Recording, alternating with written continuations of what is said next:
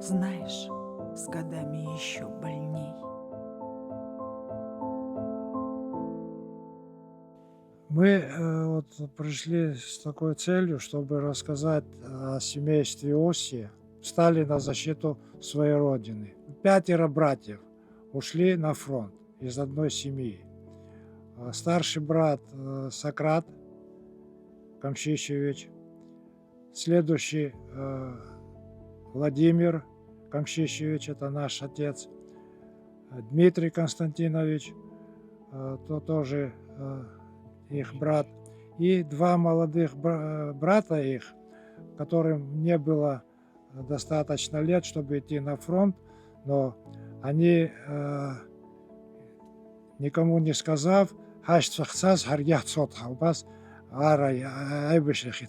семья Камшища и Елени Осия. Еленя — это муж и жена, она урожденная Возба. В их семье было 14 детей. Двое умерли, 12 человек осталось, из них пятеро были уже взрослые, когда началась война. Сократ, он кадровый военный, служил в армии. Дмитрий тоже военный летчик, находился в Белоруссии. А вот наш отец, он закончил техникум, получил два образования, можно сказать, как табаковод и как виноградарь. В предвоенное время он работал инструктором Гудаутского райкома партии. По нашим сведениям, неподтвержденным, мы это нигде документально не нашли, но во всяком случае все, кто его знал, рассказывали нам вот с ним, с братом, что он участник еще и финской войны. Когда началась Великая Отечественная война, он с первого дня ушел на фронт. Стал политруком, службу проходил в полку, который назывался 228-й гвардейский полк в составе Украинского фронта. И вот в этом полку служил наш отец. За время работы в батальоне, это о нем сейчас говорится, показал себя способным, дисциплинированным командиром, организатором, провел большую политработу, направленную к мобилизации личного состава на выполнение боевых задач. С 12 по 15 июля 1943 года непосредственно участвовал в бою за высоту Безымянная, особенно проявил личную отвагу и мужество. Лично уничтожил из ППШ до 40 гитлеровцев. Это документально. Товарищ Осия, участвуя в бою, не прекращает политработу, а еще больше мобилизует бойцов и командиров на выполнение боевых задач и сам является примером в этом. За хорошо поставленную работу и так далее награждается медалью за отвагу. В районе Восточная Рыбница, когда противник бросал на батальон танки, предпринял контратаку, товарищ Осия, находясь в боевых порядках подразделений, сколотил партийный актив батальона, который обеспечил неприступную для врага оборону. Когда батальон перешел в наступление, товарищ Осия шел вместе с боевыми порядками подразделений, своим личным примером воодушевлял подчиненных на боевые подвиги. В бою в районе коммуна «Прогресс» Осия смело бросился в атаку. В этом бою лично истребил 13 гитлеровцев. За смелость и отвагу и так далее награждается орденом Красного Знамени. И самое такое вот, что в боях за крупный узел обороны, город Мелец, форсирование реки Веслока, расширение плацдарма, товарищ Осия правильно расставил партийные и комсомольские силы, обеспечил отличное выполнение боевых приказов командования. Выдвинувшись вперед, батальон навязал противнику бой, в ходе которого было уничтожено 130 гитлеровцев и захвачен аэродром. В этих боях погиб командир батальона. Товарищ Осия взял на себя командование батальоном и умело организовал преследование противника. Нанес ему малой силой большие потери. Переправившись с передовыми подразделениями на левый берег реки Вислока, в течение 10 часов сдерживал яростный натиск превосходящих сил врага. Отбив контратаки противника, вновь перешел в наступление, отбросил врага, храбро, умело, смело показывал пример в бою всему личному составу. Вот за этот бой он был представлен к награждению командиром полка орденом Ленина. Когда материалы на награждение попали командующему корпусом, то есть это вышестоящие, почему-то поменяли ему награду, и вместо ордена Ленина его наградили орденом Александра Невского. Чему я ничуть так не против, потому что орден Александра Невского тоже очень значимый, значительный такой орден, который в основном награждались высокие полководцы, а он был капитаном. Боевой путь от Сталинграда до Берлина.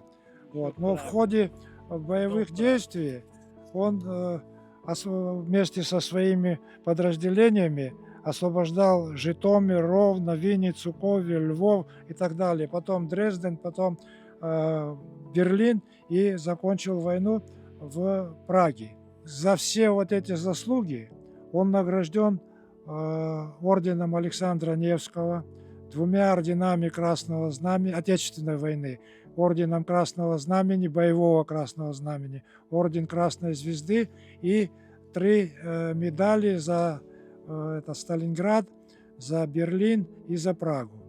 Вот. И кроме этого, вот здесь есть это все грамоты от Верховного Главнокомандующего. Вот. Еще раз поговорю, что вот кроме ранений, кроме вот этих наград, конечно, пройти такой путь и участвуя в таких переделках, 7 раз он был ранен, несколько раз был контужен, и где-то тоже так точное количество не могу вспомнить, но обморожения были у него. Но тем не менее, ни в одном документе нет, что он долечился, находясь в госпитале до конца. Он уходил раньше времени. Хотя врачи и так далее, мои коллеги, не разрешали ему. Он уходил какими-то путями, но шел опять в свой полк и на фронт. У нас вот эти все его медали, ордена и так далее хранились очень так аккуратно, в бархатном такие подушечки, в коробочке. И мы долго их хранили. Потом началась наша война. Но через какое-то время соседи наши дали информацию, что в квартиру зашли грузины, а когда войдешь, сразу портрет его висел в рамке, и они его расстреляли. Когда этот случай дошел до моей дочери, ей было 7 или 8 лет, и она на эмоциях написала стихотворение. Если можно, я его зачитаю. «Ох, дезбанза зипсетана сабду афурхаца, исахя ейхсас и гухна насуй тхацума тхаца, сгуялу сахицгабу назги сахучу, ицик сдузар, а сейчас он сацикна. Сабду сацсыздырдзо, сензензаск цимбадзаст, санду избох нцалгас, и лыскает ой фархатала даштахас. Дук мырцыку и сагайт сабду ейхсас даштахас. Икнагаз икфиту яхо и меднуклит ласа. Астан Даосия. Старший брат Сократ, он кадровый военный. Кадровый военный, он начинал службу в Батуми, и вначале, потом был в Монголии, на границе с Монголией стоял, и война его там застала. Значит, они перебирались на линию фронта. Он был женат, и вместе с семьей, но он кадровый же был, он находился в Монголии в начале войны. Там наш старший брат был с ним и его жена. Вот. Следующий это Дмитрий. Он летчик, боевой летчик, он бомбардировщик. Он имеет, если ордена сказать, за заслуги перед войной, у него есть полный набор орденов Красной Знамени, 3 подряд. Это близко героев Советского Союза, вот так как бы говорится. Он в свое время, в 1942 году, бомбил уже Берлин, сам лично. Имеет как вылито около 230, там я вот, я не знаю, это Это в и год. перебью на минутку. Это были в то время сформированы ночные экипажи дальней авиации. Вот он в этой авиации служил, когда вот о чем он говорит. Да, вот он, значит, живой, вернулся с фронта, двое детей, может, вы знаете, Гена бедный, он умер, а Леня, Оси, это вот их отец. А вот эти два парня, один Миша, один Снати, его Абгалач Герхон, так вот, они были очень молодые, ушли на фронт, обманули, сказали, что им на 2-3 года, значит, старше, и они так и не вернулись. Бабушка и дедушка, конечно, очень переживали, но так они их не дождали. Им говорили, что вот они вернутся. Там где-то даже приходил какой-то человек, говорит, мы его видели, вот Мишу особо. Но так они и не вернулись. Но я потом продолжал их искать. Ну, бабушка, дедушка не дождались, они умерли. Я после после нашей войны, уже когда интернет появился в сети, ну, мне тоже уже немало, 70 плюс, стал интересоваться все же, где же эти два человека, которые также бесследно не могли выйти. И я в интернете нашел, вот это Снати младший, он младше на 1 год. То есть ему было, в принципе, там записано 23-го года, а он фактически был 25-го года. И другой тоже был записан 23-го года, он так сказал, а фактически был на год старше был вот он, Миша. Я нашел, что, значит, Снатя, вот этот помладше, который он, участник Сталинградской битвы. Он был связистом. И вот буквально неделю назад мой племянник мне прислал, значит, выписку оттуда, если хотите, есть тут официальная она тоже. Он было сорвано связь, ему поручено было соединить. Пока он добирался до места соединения, его попал снаряд и оторвало пальцы рук. Вот он маленький мальчик, так скажем, вот, и оторвало пальцы рук. Он дошел до места, и ему надо было связать там, он зубами привязал, как бы там соединение сделал, там все это вот написано там, и вернулся, и стоял на своем посту, пока командир не увидел и не отправил его в госпиталь. То есть он, там ему дали медаль за отвагу, за этот период. После его о нем информация есть еще, что он дошел до Польши на реке Висла. Там вот интересный случай получился. Опять это, ну как связист, он уже опытный связист, это уже 44-й год, предыдущий я рассказывал, 42-й год. В 44-м году он опять наладит связь уже не батальона связь, а связь армии. Эта связь зависела от продвижения дальнейшей армии. Его направили с товарищами. Они переплыли реку Висла, это Польша уже, и соединение сделали, дали возможность армии продвигаться дальше. Возвращаясь назад, попал прямо в них снаряд, и он там погиб, вот этот мальчик. Так случилось, что мой отец тоже был рядом, он тоже в наступление шло. Ему его награды вручили моему отцу, он привез их домой. Мой отец приехал домой, вернулся после войны. Миша, я вам скажу, конечно, очень сложно его разыскивать пришлось. Отправили письмо Министерства обороны, архив Министерства обороны России. И через неделю пришел ответ, что такой действительно был. Его боевой путь написали, он орденоносец, старшина 2-й статьи. В 1944 году ему вручили награду, которую он заслужил в 1943 году. То есть в период времени, видимо, он раненый был где-то. Лечился. Ну, здесь поговаривают старшие, вот дядя Матя, вот, который, дядя Дмитрий, который, мы его дядя Матя, что он был в Агудзерах, значит, ну, домой не попал. То есть госпиталь был в Агудзерах. Но так он домой не попал с тех пор. 41-45 спиртом мертв, погибших, без вести пропавших, он не числится. То есть он практически должен быть живым. Ну, получив эти сведения, у меня эта справка вот есть здесь, она, что архивная справка. Ну, мне, значит, Гумава говорит, ну, теперь уже мы больше ничего не можем делать. Найдите возможность как-то вот «Ищу тебя», вот такие вот передачи. Я обратился в «Ищу тебя». Но я тогда особо не владел этим интернетом, мои дети нашли. Из «Ищу тебя» пришло письмо. Письмо по этому поводу. Я хочу зачитать, если можно.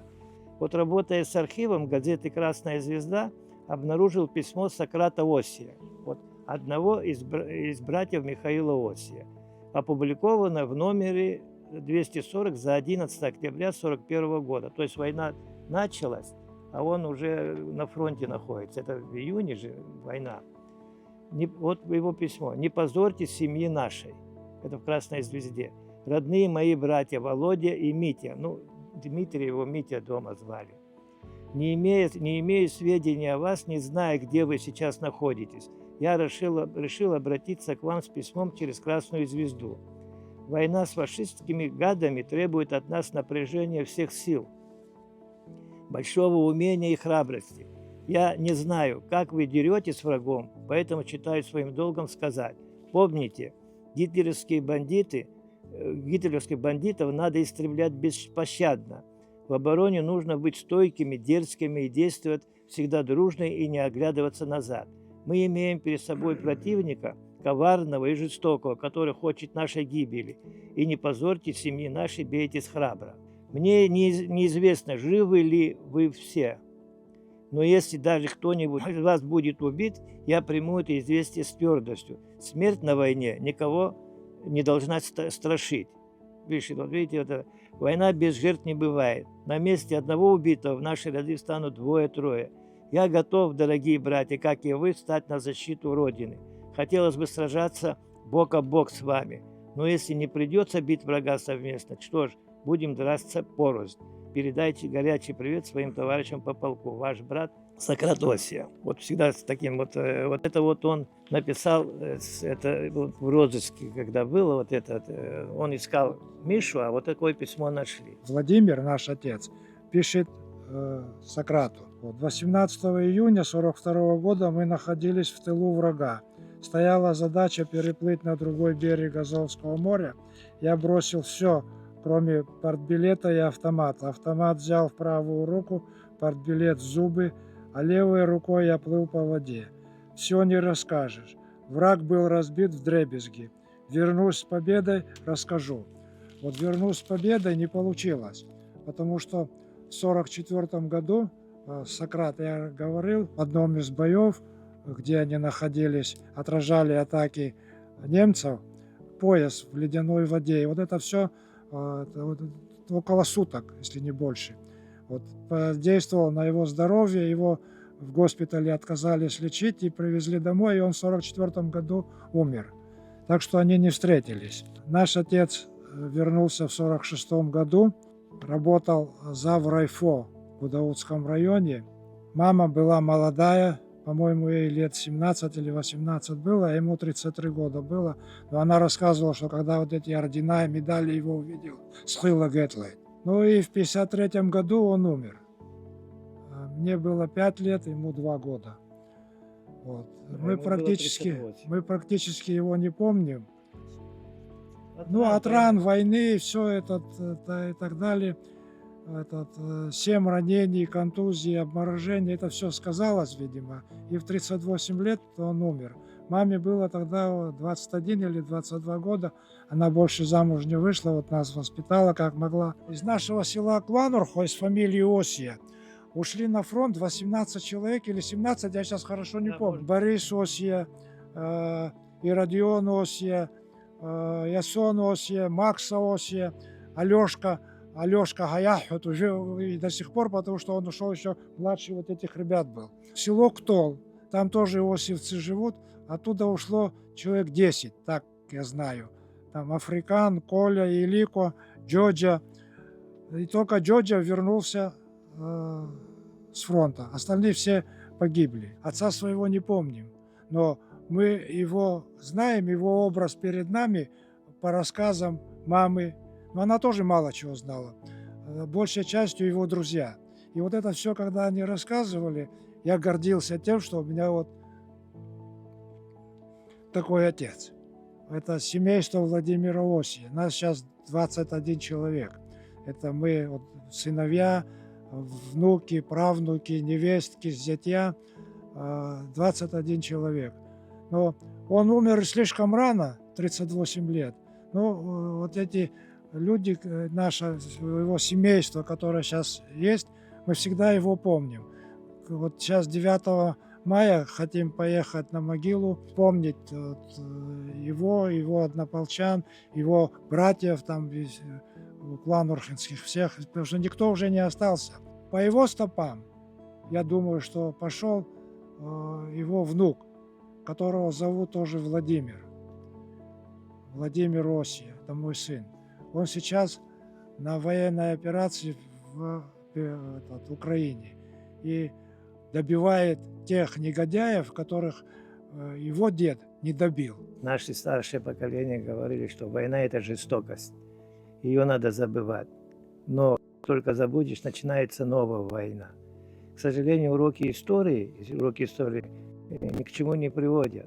Я хочу просто сказать, конечно, было сложно без отца жить, но при этом меня распирает гордость, что наш народ исторически по подсчетам находится лидером в количестве участников и войны и награжденных героев.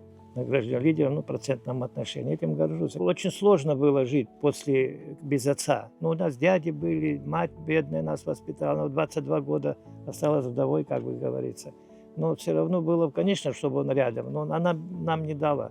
Это они оставили то, защитив нас от негодяйства, то, что мы могли в свободной стране, в свободном государстве жить. Это гордость. Таких семей много, полно. Какая-то война зашла до каждой семьи, до каждого дома, до каждого... Везде, даже там, где один сын, и он ушел на войну, что? Это мало, что ли, сделано? Но отнимать это право, что мы победили, именно мы, советский народ, победил, никому не дано право. Я почему говорю, сегодня заявляют руководители западных государств, Америка, что мы победили войну. Когда наши ребята, такие ихние однополчане, стучались в стену Рейхстага, они только начинали открывать второй фронт. Неужели это им никто не может сказать? На мой взгляд, они просто испугались, что такие ребята, их кто остановил бы, их однополчане? Они бы и Францию тоже освободили бы от фашистов. Они просто испугались, что туда. А сейчас говорят, что они победили. Это Илико Бахович Осия, Кутольский. У него внучка Лилия Осия. Она нашла своего деда, сейчас в Москве живет, она нашла своего деда в Крыму погибшего, это Илико Бахия, да, и поставила там обелиск. Сама она кто? Она чемпионка Советского Союза по гимнастике. Она просила передать, она знала, что мы сюда идем, поздравления всему абхазскому народу с праздником Победы. И еще мой старший брат, Сократа сын, ему 86 лет сейчас.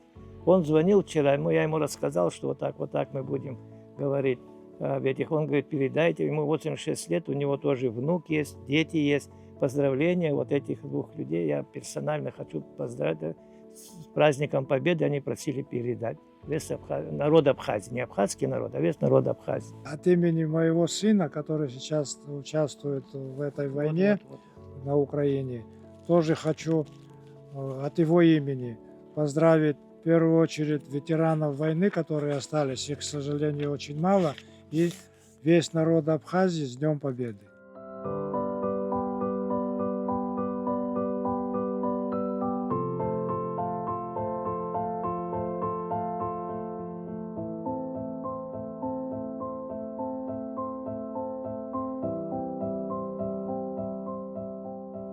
Знаешь, с годами еще больней.